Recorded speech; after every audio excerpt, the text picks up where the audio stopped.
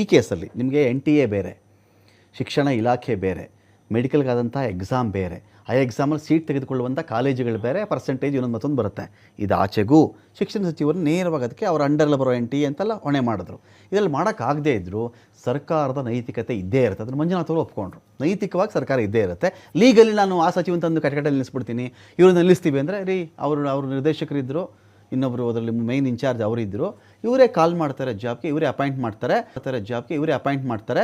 ನಾವು ಸರ್ಕಾರದ ಹುದ್ದೆಯಲ್ಲಿ ಇಂಥೊಂದು ತಹಶೀಲ್ದಾರ್ಗೆ ನನಗೆ ಆಯ್ಕೆ ಬರಬೇಕು, ಇಂಥದ್ದು ನನ್ನ ಊರಿಗೆ PDA ಬರಬೇಕು, PDO ಆಗಿ ಬರಬೇಕು, PDA ಆಗಿ ಬರಬೇಕು, ಇದನ್ನು ನಾವು ಡಿಸೈಡ್ ಮಾಡೋಕ್ಕಾಗಲ್ಲ. ಯಾಕೆಂದರೆ ನಾವು ಇದ್ದೀವಿ ಅಂತ ಹೇಳಿದ್ರೆ ಇಂತಿಂಥ ಹಸ್ತಕ್ಷೇಪ ನಾವು ಮಾಡಿಕೊಂಡು ಜಾಬ್ ತೊಗೋತಾ ಇದ್ದೀವಿ ಅಂತ ಆಗಿಬಿಡುತ್ತೆ. Independent body.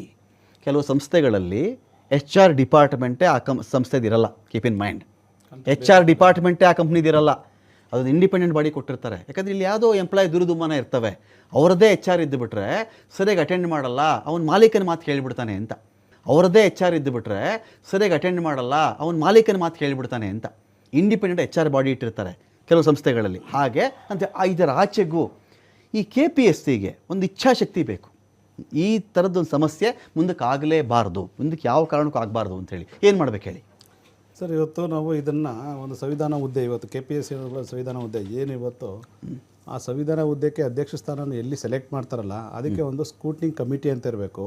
ಅದರಲ್ಲಿ ಏನಾದರೂ ಲೋಪದೋಷಗಳು ಈ ಥರ ಪೇಪರ್ ಎಲ್ಲ ಕಡೆ ಮನುಷ್ಯ ಇರ್ತಾರಲ್ಲ ರಾಘೇಂದ್ರ ಅವರೇ, ಮನುಷ್ಯ ಎಲ್ಲ ಕಡೆ ಇರೋದು AI ಮಾಡ್ಬಿಡ್ಬೇಕಾ ಅಂತ.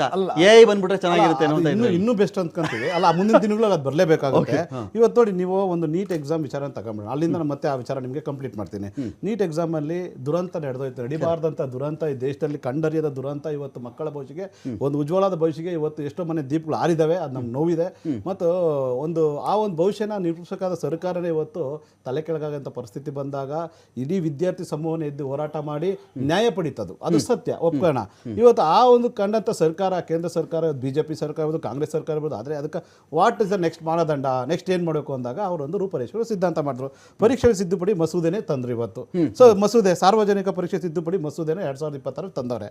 ಇವತ್ತು ಏನು ಡಾಕ್ಟರ್ ಜಿತೇಂದ್ರ ಸಿಂಗ್ ಮಂಡನೆ ಮಾಡಿರೋಂಥ ವಿಚಾರದಲ್ಲಿರ್ಬೋದು, 5 ರಿಂದ 10 ವರ್ಷಗಳು ಜೈಲು ಶಿಕ್ಷೆ. ಒಂದು ಭಯ ಬರುತ್ತೆ, ಒಂದೇ ಒಂದು ಪೇಪರ್ ಮುಟ್ಬೇಕಾದ್ರೆ ಭಯ ಬರುತ್ತೆ. ಬರೀ ನೀಟ್ ಎಕ್ಸಾಮ್ ಅಲ್ಲ, any one kind of exam leak ಆದ್ರೂ ಕೂಡ ಈ ಒಂದು ಶಿಕ್ಷೆ ಇದೆ ಇವತ್ತು ನಮ್ಮ ಭಾರತ ದೇಶದಲ್ಲಿ ಅಂತೇಳಿ ಲೀಕ್ ಮಾಡಬೇಕಾದ್ರೆ 1000 ಸತಿ ಎಷ್ಟು ಮಾಡೋ ಪರಿಸ್ಥಿತಿ ಆಗ್ತಿದೆ. ಮುಂಚೆ ಶಿಕ್ಷೆ ಆಗಿಲ್ಲ, ಗೊತ್ತ ವಿಷಯ ಕೇಳಿಸ್ಕೊಂಬಿಡಿ. ಈ 157 ಕ್ವಶನ್ ಪೇಪರ್ ಲೀಕ್ ಆಯಿತು ಅಂತ ಹೇಳ್ತಾರಲ್ಲ, ಕಳೆದ 8 ವರ್ಷಗಳಲ್ಲೇ 90 ಎಕ್ಸಾಮ್ ಲೀಕ್ ಆಗಿದೆ. ಲಾಸ್ಟ್ 8 ಇಯರ್ಸಲ್ಲಿ 90 ಎಕ್ಸಾಮ್ಗಳ ಕ್ವಶನ್ ಪೇಪರ್ ಲೀಕ್ ಆಗಿದೆ. ಇವತ್ತಿಗೇನೋ ಈ ಒಂದು ಮಂಡಿಸಿದಾರಲ್ಲ ಬಿಲ್ಲು, ಈ ಬಿಲ್ಗೆ ಮುಂಚೆ ಕ್ವಶನ್ ಪೇಪರ್ ಲೀಕ್ ಶಿಕ್ಷೆನೇ ಇರಲಿಲ್ಲ ಅಂತಲ್ಲ, ಶಿಕ್ಷೆ ಕೊಡಿಸ್ಲಿಲ್ಲ ಅಂತ ಹೇಳಿ. ಯಾಕೆ ಗೊತ್ತಾ? ಕ್ವಶನ್ ಪೇಪರ್ ಲೀಕ್ ಆಗಿದ್ದು ನಿಜ ಅಂದ್ಮೇಲೆ ಯಾವನೊಬ್ಬ ಮಾಡಿರ್ಬೇಕಲ್ಲ. ಇದರಲ್ಲಿ ಕನ್ವಿಕ್ಷನ್ಸ್ ಇಲ್ಲ, ಝೀರೋ ಕನ್ವಿಕ್ಷನ್. ಈ ವಿಚಾರದಲ್ಲಿ ಝೀರೋ ಕನ್ವಿಕ್ಷನ್ಸ್. ಅದಕ್ಕೆ ಆ ಒಂದು ಪ್ಲೇಸ್ ಕಾನೂನು ಇರ್ಲಿಲ್ಲ ಅಂತಲ್ಲ, ಅವಾಗ್ಲೂ ಇತ್ತು. ಅಲ್ಲ, ಕಾನೂನು ಇತ್ತು. ಯಾವ ಮಟ್ಟಕ್ಕೆ ಇತ್ತು ಅಂದ್ರೆ, ಇವನು ದುಡ್ಡು ಮಾಡಿರ್ತಾ ಇದ್ದ ಮೊದಲೇ, ಒಬ್ಬ ಲಾಯರ್ ಇಟ್ಬಿಟ್ಟು ಅಡ್ವೊಕೇಟ್ ಇಟ್ಬಿಟ್ಟು ಹೋಗ್ಬಿಟ್ಟು ಬೇಲ್ ತಗೊಂಡು ಆಚೆ ಬರ್ತಾ ಇದ್ದ. ಏನೋ ಒಂದು ತಪ್ಪಾಯ್ತು, ಕ್ಷಮೆ ಅಂತ ಕೇಳಿದ್ರೆ ನಂಗೆ ಬೇಲ್ ಕೊಡ್ತಾರೆ ಅಂತ ಒಂದು ಒಳ್ಳೆ ಮೈಂಡ್ ಸೆಟ್ ಆಗಿದ್ದಂಥ ಈ ಒಂದು ಕಿಂಗ್ ಪಿನ್ಗಳೇನಿದ್ರು ಅವ್ರಿಗೆ ಇವತ್ತು ಒಂದು ಮಸೂದೆನೇ ಮಂಡನೆ ಮಾಡಿದ್ದಾರೆ. 10 ವರ್ಷ ಜೈಲು, 10 ಕೋಟಿ ದಂಡ. ಇನ್ನೂ ಒಂದು ಹೆಜ್ಜೆ ಮುಂದೂರಾಗಿ ಅವ್ರ ನೀಟ್ಗೂ ಇಟ್ಬಿಟ್ಟಿದ್ರೆ ಚೆನ್ನಾಗಿತ್ತೇನೋ. ಈ ನೀಟ್ಗೂ ಈ ಸಲ ಆಯ್ತಲ್ಲ, ಆ ನೀಟ್ಗೂ ಸೇರ್ಸೆ ಪೂರ್ವಾನ್ವಯವಾಗುವಂತ ಇಟ್ಬಿಟ್ಟಿದ್ರೆ, ಕಳ್ತನ ಆದ್ಮೇಲೆ ಕಳ್ಳು ಅಂತ ಡಿಕ್ಲೇರ್ ಆಗೋದು, ಕಾಯಿಲೆ ಬಂದ್ರೆ ಡಾಕ್ಟರ್ ಹತ್ರ ಹೋಗೋದು, ಅದಕ್ಕೊಂದು ಪರ್ಯಾಯ ವ್ಯವಸ್ಥೆ ಇವತ್ತು ಏನಿವತ್ತು ಒಂದು ದೇಶದ 152 ಸರಿ ಜ್ವರ ಬಂದಿತ್ತಲ್ಲ ಇವರಿಗೆ. ಅದನ್ನೇ ಈಗ ಅದಕ್ಕೆ ಆ ಒಂದು ಎಕ್ಸ್ಕ್ಯೂಸ್ಗೆ ಇವತ್ತು ಇಷ್ಟು ದೊಡ್ಡದಾದ ಮಾನದಂಡ ಇವತ್ತು ಕೇಂದ್ರ ಸರ್ಕಾರ ತಂತು. ಇವತ್ತು ಕೇಂದ್ರ ಸಚಿವರನ್ನ ತಲೆದಂಡ ಆಯ್ತು, ರಾಜೀನಾಮೆ ಕೊಟ್ಟರು. ಎಚ್ಚೆತ್ಕೊಂಡಂತ ಸರ್ಕಾರ ಮತ್ತೆ ಇದು ಮಸೂದೆನ ಒಂದು ಖಂಡನೀಯವಾಗಿ ಇದನ್ನ ಮಸೂದೆನ ತಂದಿದ್ದಾರೆ, ಒಂದು ಶಿಸ್ತು ತಂದಿದ್ದಾರೆ.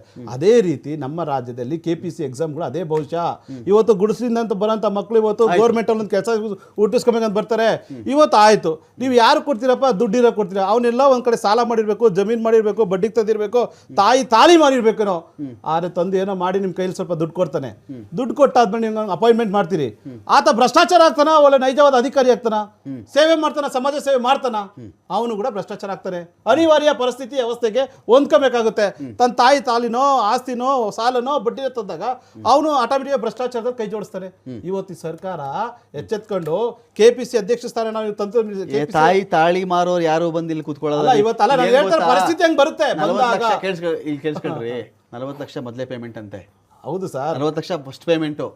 ಆರ್ಡರ್ ಬರುತ್ತಲ್ಲ ಈ 40 ಲಕ್ಷ ಪೇಮೆಂಟು ಇದಕ್ಕೆ ತಾಳಿ ಅವರೆಲ್ಲ ತಾಳಿ ಅಲ್ಲ, ನಾನು ಹೇಳ್ತಾ ಇರೋ ವಿಚಾರ ಒಳ್ಳೇದೇ ಹುಡುಕ್ತಾರ ಅವರು ಆ ಮಟ್ಟದಲ್ಲ ಇರಲ್ಲ. ಅಲ್ಲ ಸರ್, ಯಾವುದೋ ರಾಜಕಾರಣಿ ಸಂಬಂಧಿಕರು, ಇಂಥ ಹುದ್ದೆಲಿ ಕೂತ್ಕೊಂಡಿರೋ ಸಂಬಂಧಿಕರು, ಅನ್ಯಾಯ ದುಡ್ಡುಗಳು ಮಾಡ್ಕೊಂಡು ಕೂತಿರ್ತಾರಲ್ಲ, ಬಂದ ಜಾಬ್ ಕೂತ್ಕೊಂಡು ನಾನು ಆ ವಿಚಾರ ಒಪ್ಕೊಂಡ್- ಅಲ್ಲ, ಆ ವಿಚಾರ ಒಪ್ಕೊ- ಸರ್, ಆ ವಿಚಾರ ತಾಯಿ ಒಪ್ಕೊಂತೀನಿ. ತಾಳಿ ಮಾರೋ ಸ್ಥಿತಿಲಿ ಇರೋ ಯಾವನೋ ಬಂದಿಲ್ಲ. ಸರ್, ಅಲ್ಲ, ಆ 80 ವಿಚಾರ ಲಕ್ಷ ಕೊಟ್ಟು ಹುದ್ದೆ ಒಪ್ಕೊಂತೀನಿ ಸರ್, ಮಾಡಕ್ಕಾಗಲ್ಲ. ಈಗ ಆ ವಿಚಾರ ಈಗ ಒಪ್ಕೊಂತೀನಿ. ತಾಳಿಗೆ ಅಷ್ಟು ದುಡ್ಡು ಬರಲ್ಲ ಬಿಡಿ. ಅಲ್ಲ, ನಾನು ಹೇಳ್ತಾ ಇರೋದು ಈ ಭ್ರಷ್ಟಾಚಾರಕ್ಕೆ ಈ ರೂಪಗಳು ಸೃಷ್ಟಿಯಾಗ್ತವೆ. ಇವತ್ತು ಅವ್ನು ದುಡ್ಡು ಎಲ್ಲಿಂದ ತಂದ ನಮ್ಗೆ ಗೊತ್ತಿಲ್ಲ. ಆಯ್ತು, ತಾಲಿ ಬೇಡ, ಏನು ಆಸ್ತಿನೇ ಮಾಡಿ ತಂದಿರ್ತಾನೆ, ಸಾಲನೇ ಮಾಡಿ ತಂದಿರ್ತಾನೆ, ತಂದು ಕೊಟ್ಟಾದ್ಮೇಲೆ ಅವನು ಭ್ರಷ್ಟಾಚಾರ ಆಗ್ತಾನೋ ಇಲ್ಲ ಸಮಾಜ ಸೇವಕ ಆಗ್ತಾನೋ? ಎಲ್ಲ ಕಡೆ ಅದೇನೆ, ಈ ವಿಚಾರವಾಗಿ ಇವತ್ತು ಏನು ಸರ್ಕಾರ ಇದೆಯಲ್ಲ, ನಾನು ಬರ್ತೀನಿ ರವೀಶ್ ಅವರೇ, ಒಂದು ಸೊಲ್ಯೂಷನ್ ಬೇಕಲ್ರಿ ಇದಕ್ಕೆ. ಒಂದು 10 ಕೋಟಿ